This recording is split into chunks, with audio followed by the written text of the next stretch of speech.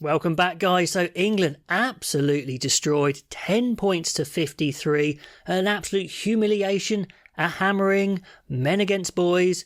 You take your pick, it pretty much fits. England will be embarrassed with that result, and they weren't even close. This was their test. They had 2 decent wins, but they knew this was going up against the big boys. France, number 2 in the world, then they get Ireland next. How close are England to these big teams? And the answer, on a wet day like this, nowhere near. They were absolutely destroyed. I think there's a lot of question marks on certain players as well.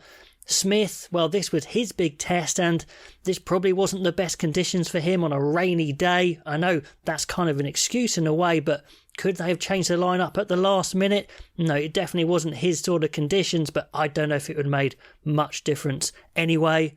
But let's get into it. I'd love to know all your thoughts down below.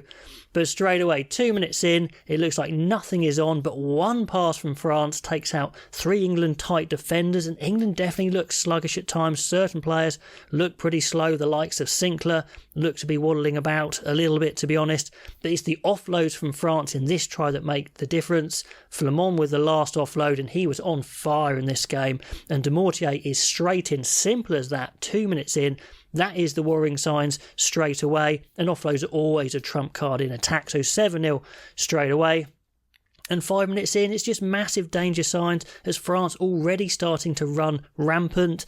This time Slade goes for an intercept and lets Aldrit away. Slade in this sort of game was just a bit of a nothing player. He's a silky passy player, not the most powerful. And, you know, France had Dante and Ficou, which completely different level of player, to be honest. So, again, maybe not a good pick in hindsight in a rainy game like this. But, yeah, Slade massively showing up in this game. Anyway, deliberate knock on, it's a penalty, 0-10. 10 minutes in, England get some decent possession, and they did have some decent possession in good positions, but they spill the ball, you know, they split their forwards and they don't resource the ruck, and they actually lose that one there. 13 minutes in, more good possession for England, some good quick front foot ball, it's promising. But then if there's a turnover, there's a huge range on the kickers from France. Dupont, Intermac and Ramos hammering it long. They definitely cleared their lines really well. As soon as England made a mistake or there was a sniff in the ruck, they're whacking it 40 metres back. England's half-backs in comparison didn't have that kicking range at all. I think Freddie Stewart at the back definitely hammered some big bombs, but the rest of England's kickers not really up to it on that rainy day. Anyway, 16 minutes in. Big line speed from France, and the counter-ruck pressure was absolutely intense. I was watching the Italy game, the Italy-Wales game before, and Italy were just standing off all of their rucks. France were not. They were hammering into those rucks, slowing it down, you know, at the worst, and at best they were winning the rucks back as well, winning penalties. One area England looked okay at was their back three kicking game. Like I said, Stewart, he looked good, even though England got an absolute kicking this game. I think he actually looked really good. Big kicks, strong carries, looked confident, looked up for the fight. Maybe one positive there. Anyway, it's a penalty, 17 minutes in, on the 22, but they turn down the points because they kind of know they need to score more anyway. A line-out maul about 7 metres out, but again, that terrible ruck retention, chances lost, and there was plenty of that from England. On a wet day, you've just got to secure your rucks, and France knew that, and they were really targeting those rucks and pushing England off sometimes as well. The likes of Don Brandt getting pushed around, getting bullied a little bit as well. Weight-wise, I think England's pack were maybe slightly heavier, but weight doesn't equal power and aggression. Anyway, kicking out of hand, like I mentioned, from England's halfbacks, not great. Van Poortvliet with some poor kicks. Smith with a really bad up and under too long. Like I said, only really Freddie Stewart really showing a good kicking game. 24 minutes. Dupont, he's so clever. Did this a couple of times in this game. Spots England's backfield reorganising, fires a great kick, and it turns into a 50-22. And then just a lovely front peel. Of course, it's that man, Flamand, with the offload. Just such a great game for him. They get up to 1 metre out to France. Flamand, again, hitting a powerful line. Slade kind of falls away from the tackle, doesn't really seem to want to hit him. Am I being harsh on Slade? I don't know. But it's a try for Flamand, 0-17. Just ruthless stuff from France in the rain. Another bright spot for England, there were a couple, and to be fair, Maro Itoje thought was a real menace all game, looked really up for this, really athletic, spoiling ball, so a few players stepping up, but nowhere near enough. Anyway, England completely balls up the line-out from that steal from Itoje, and the obstruction in front of the line-out jumper, which many of you guys had put in the comments saying England have been doing all game, and the ref was pretty hot on that, and he was pretty hot on the ball being out of the ruck as well. Anyway, a little lucky for England on 31 minutes as France super quick on the ball in the tight, but the ref sides with England this time. I think it's Dante going at the ball again. He was an absolute menace, probably more in defence than attack, just like a flanker, so low to the ground on the ball. Him coming back into this French team in this sort of wet weather game was a massive plus for sure. And 34 minutes, the story of the game. France absolutely obliterate a weakly defended ruck for England. I mean, just destroy it and steal an easy 3 points from just nothing. Dombrandt there being a bit powder puff as well. And oh my God, 36 minutes in, France are all over that English ruck once again, and they've stopped England getting any attacking pressure. This time Aldrit with a great steal with a penalty to clear. Malin's on 37 minutes, a needless high tackle, just killing England on the penalty count again. I think it was 8 at that point, even before half-time. Just a truly awful first half for England. It's men v boys. France monster the England scrum. Penaud shoots blind, creates havoc in the English defence. It looks like France have so many options. Olivon cannot believe the room he has in front of him. Just hammers at the line, gets so much space to have a head of steam. The England defence kind of sweeps back deep instead of across, and he just has a run up, and it looks like a men's first team against the under-18s, so that sort of try. 3:27, goodness me, half-time, couldn't come soon enough. Although, to be fair to England, they do have a fairly decent first 5 minutes. They get a soft line-out free kick from France, gives England a great scrum 22 position, and it feels like they need to score right now. Some really good work up the guts, actually, Van Poort-Verlies and Sinclair.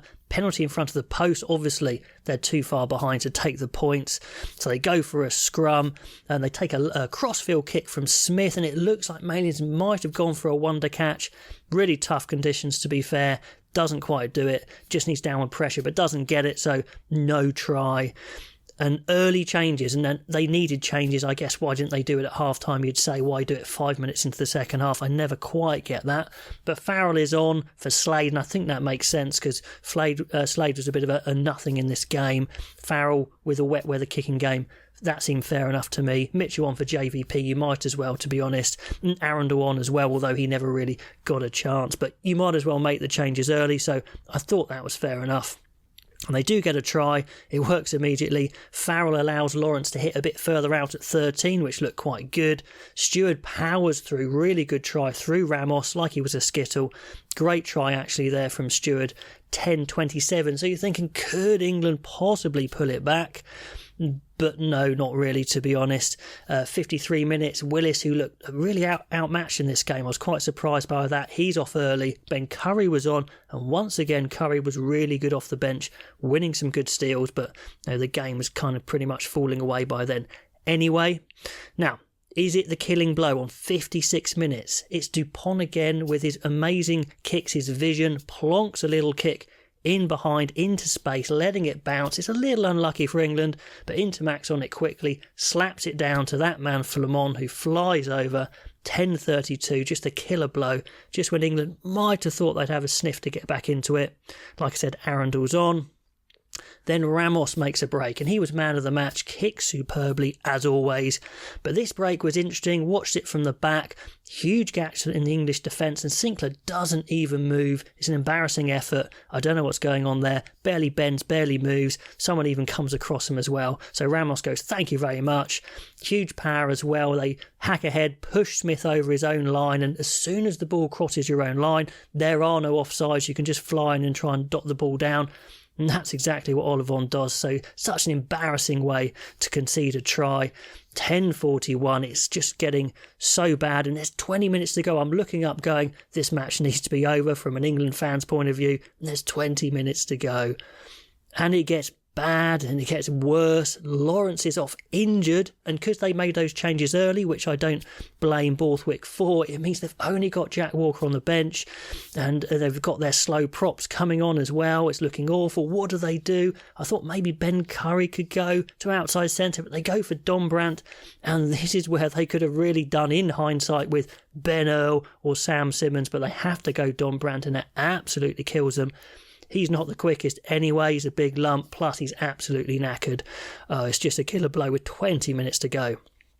England have to force the passes, of course they do, but it's wet weather and they haven't been playing well anyway. Multiple knock-ons.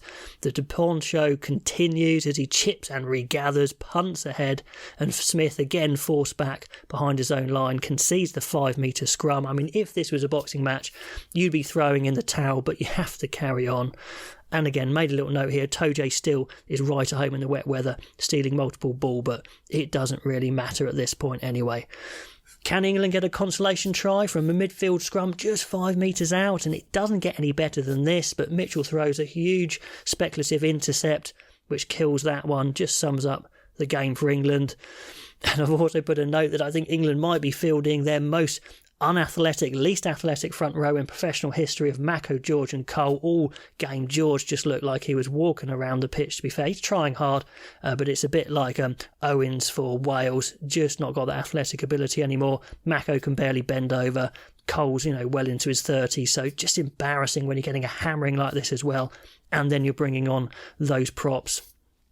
Anyway, not on for France on 71 minutes, but Ficou knows that Dombrandt's playing outside centre, so he just punts it over to Penaud's wing, and Penaud goes, thank you very much. Dombrandt's lumbering over, just embarrassing. Not really his fault that he's out there, I guess, but it just looks so embarrassing. And Penaud just strolls, and he's just looking around going, this is so easy. 10:48. Could it get worse? Yes, of course it could. And France nail a first phase line-out attacking move. They're always the best ones to nail. 2 simple pull behinds, but it is wet weather. Then quick hands, I think it's from De Mortier coming off his wing. And Penaud is in again. Dombrandt cruelly exposed out in the backs, and they're into 50 points. 10:53. Marcus Smith at least tries to launch a counter-attack from his own half, twice involved for a break, but England don't have the quality to convert. It's a knock-on and a penalty in the scrum, I think. Sounds about right. Full time, 10:53. An absolute hammering, an absolute embarrassment. Is it a record loss for England at home? I didn't stick around to listen to the commentary to see if that was the case. Let me know if it is. It certainly deserves to be. France will be thinking, this is more like it. This is the sort of form we need to win a home World Cup. England, their test to see how good were they against one of the big boys? And the answer is miles off. They will be scratching their heads. There'll be some serious thinking from Borthwick here. Let me know where you think it went wrong for England. Was it the lineup? Were there any players they could have played to make it any better? Was it tactics? Was it just that France are just miles better? Anyway, love to know all the comments as always, and I'll catch you next time.